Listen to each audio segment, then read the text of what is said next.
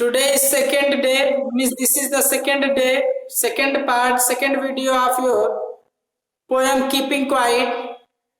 In earlier videos or earlier class, we came to read that how poet is requesting to each and everyone to keep quiet, even to give rest to the hands, feet, mind, heart, etc.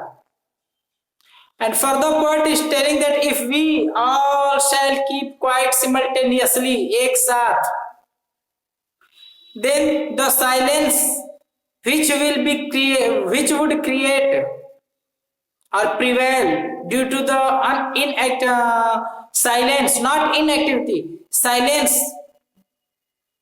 of the human being, that would be unique, divine strength.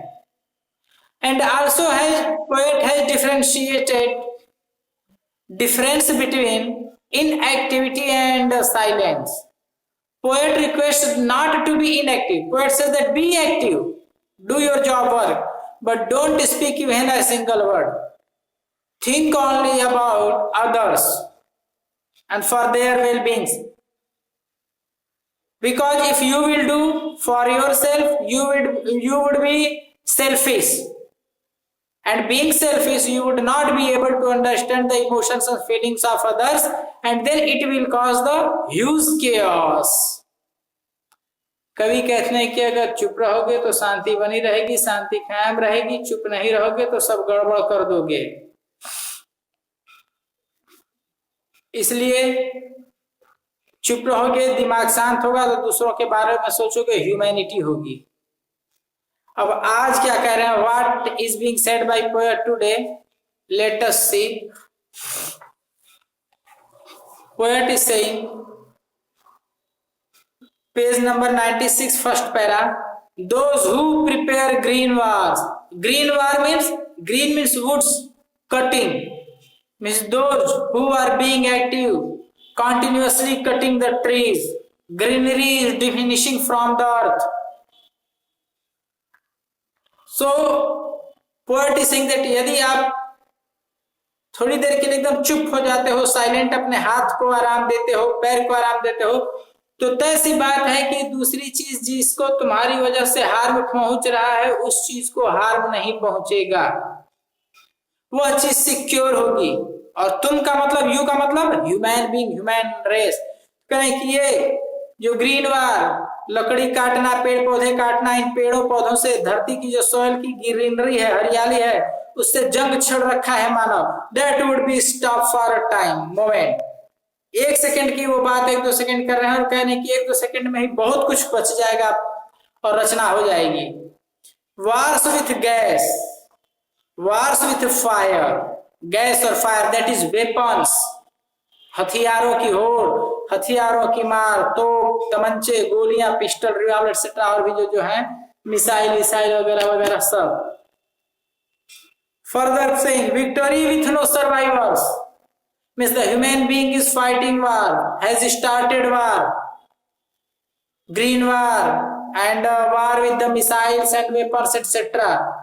But what would be consequence? Consequence would be that one man would destroy another.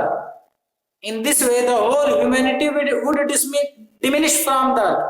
पूरी मानवता इस धरती से खत्म हो जाएगी, सभी मानव मर जाएंगे। No survivors, no would be alive to consume the resources for which each and everyone is fighting, struggling.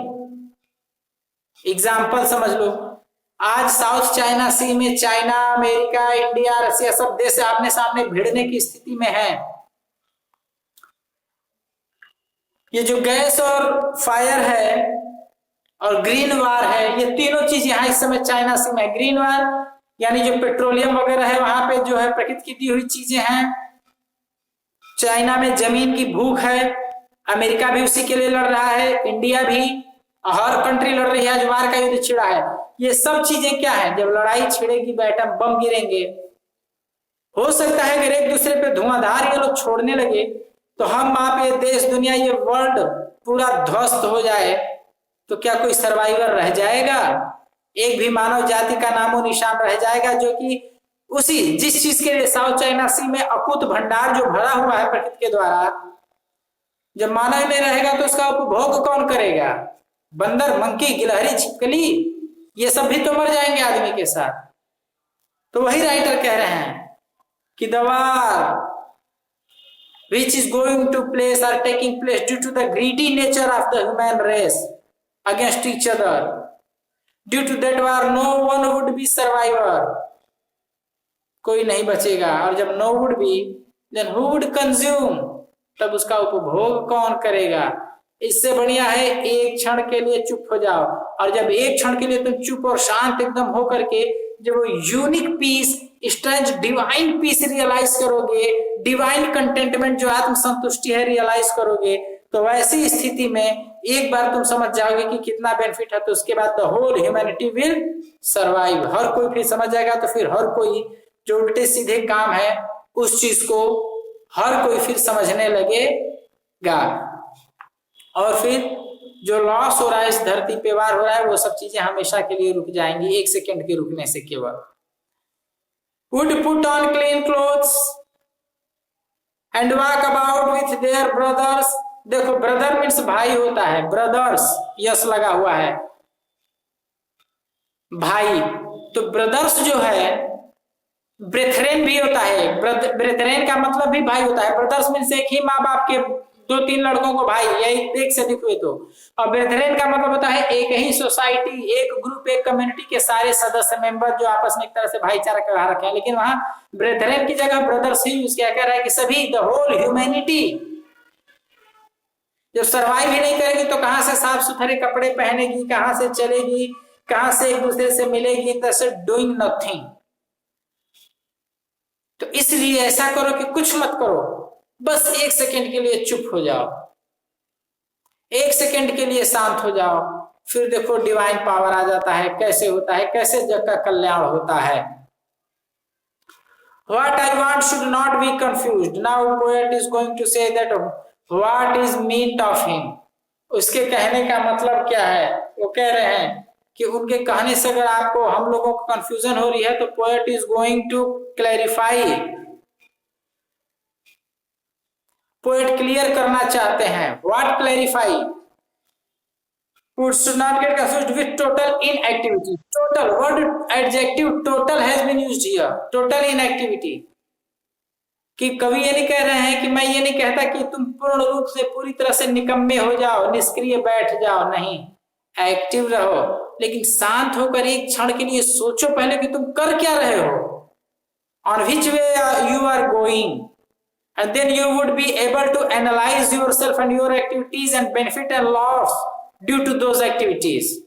Then you would be, or you will be certain। बेटा मेरे में पूरा नेट पकड़ रहा है, 180, 84, 200, आप लोग देखो, आप लोग क्या से फॉल्ट होगा नेट का, इसलिए आवाज नहीं जा रही है। सुपोर्ट कह रहे हैं कि इस तरह से अगर इनएक्टिव हो जाते हो थोड़े समय के लिए, टोटल नहीं, क्या करना है आगे, साइलेंट चुपचाप बैठो, लेकिन क्या करना है आगे ये सोचते रहो। Inactivity, life is what it is about. कह रहे हैं कि जीवन क्या है, इसी के बारे में poet is going to tell. I want no truck with death. Poet कह रहे हैं कि मैं यह नहीं चाहता कि मृत्यु से मिलन हो, मर जाओ, कार्य ही ना करो, एकदम total inactive. Inactive, to be inactive means to meet with death. बात भी सही है। आप जो ये शरीर वर्क, जैसे मेरा ही शरीर हिल डुल रहा है, that is in motion. Silent होने का मतलब ये नहीं कि शांति से हम चुपचाप बैठे हैं तो शरीर इनएक्टिव है। शरीर में गतिविधियां हो रही हैं, lot of chemical reactions are taking place inside of the body. Mind is working, but working in opposite direction, harmful direction. So poet is suggesting to keep silence to analyze yourself whether your work is right or wrong. If we were not so single-minded, single-minded means narrow-minded, यदि हम छोटे मानसिकता के न होते, about keeping our lives moving, and for once could do nothing, perhaps a huge silence। कह रहे हैं कि अगर हम narrow-mind के न हो, सकरे छोटे दिमाग, छोटी सोच के, गंदी सोच के, और थोड़ी देर बैठकर एनालाइज करो ओपन माइंड से, दूसरों का भला देख करके, परमार्थ सोच करके दूसरे का, दिन हमारा जीवन सफल हो जाएगा और हम जीवन का रहस्य जान जाएंगे और एक सिंसियर पथ, we will be able to adopt sincere and good right path. And for once could do nothing, perhaps a huge silence might interrupt this sadness. कह रहा है कि तब शायद ह्यूज साइलेंस, जब एक सेकंड की भी चुप्पी अगर होती है तो जब सब चुप हो जाएंगे तो एक बहुत बड़ी चुप्पी होगी, और वह बहुत बड़ी चुप्पी जो मानव जाति का जो मतलब प्रोसेस है उसमें बहुत बड़ा गैप लाएगा, इंटरप्ट डिस्टर्ब करेगा, गैप लाएगा, वह दुख दर्द जो है उसमें उसे रोक देगा, खत्म कर देगा। ऑफ नेवर अंडरस्टैंडिंग आवरसेल्फ, जिसे कि हम खुद नहीं समझ पा रहे हैं, लेकिन चुप होकर एकदम शांति क्वाइटनेस करके एक क्षण के लिए सभी लोग शांत हो जाएंगे तो शायद हर एक की प्रॉब्लम जो है हम लोग we will be able to understand the problem of each and every one. And of threatening ourselves with death, तब समझ में आएगा सब कुछ हमें। Perhaps the earth can teach us, देखो here the poet is suggesting, perhaps शायद the earth can teach us, कह रहे हैं कि शायद धरती हमें समझा सकती है, पढ़ा सकती है, क्योंकि इस धरती पे देखो सभी कार्य कर रहे हैं, सभी इसी पे जी रहे हैं, चल रहे हैं, कोई इसी पे चोट कर रहा है, कोई गड्ढा खोद रहा है, कहीं कुछ कर रहा है, but earth is not protesting, it is keeping quiet, एकदम शांत है, कहीं डिस्टरबेंस नहीं है, और फिर भी आगे बढ़ रही है, हरियाली बन रही है, प्रोसेस हो रहा है, कहीं कुछ रुक नहीं रहा है। उसी तरह से अर्थ की तरह भी एकदम साइलेंट हो जाएंगे, चुपचाप रहेंगे, लेकिन इनएक्टिव नहीं होंगे, आपका कार्य आगे बढ़ता ही जाएगा। अर्थ जो है सेल्फिशनेस को रिजेक्ट करके the welfare of the being of others, दूसरों के कल्याण भाव से कार्य करती है, सबको शरण दे रखी है, तो कैसे सभी सुखी हैं, और खुद धरती भी हरी भरी है मानवों से। अगर धरती नाराज हो जाए तो सोचो इसी पे सबको रहना है, सब खत्म हो जाएंगे, लेकिन नहीं होती। तो वैसे ही पोएट करें, किसी से एंग्री मत हो, किसी का लॉस मत करो, अपने लिए जियो तो जियो, अपने साथ दूसरों के लिए भी जियो, स्वार्थ के साथ परमार्थ भी सोचो, well being of others, then you will be able to survive peacefully and gloriously, tremendously, divinely. Teach us as when earth everything seems dead and later proves to be alive। इस धरती पे हर कोई मरी हुई मालूम पड़ती है, लेकिन बारिश हो जाती है, एक बूंद आ जाती है धरती पे, तो हर एक चीज जिंदा हो उठती है, पूरी हरियाली छा जाती है।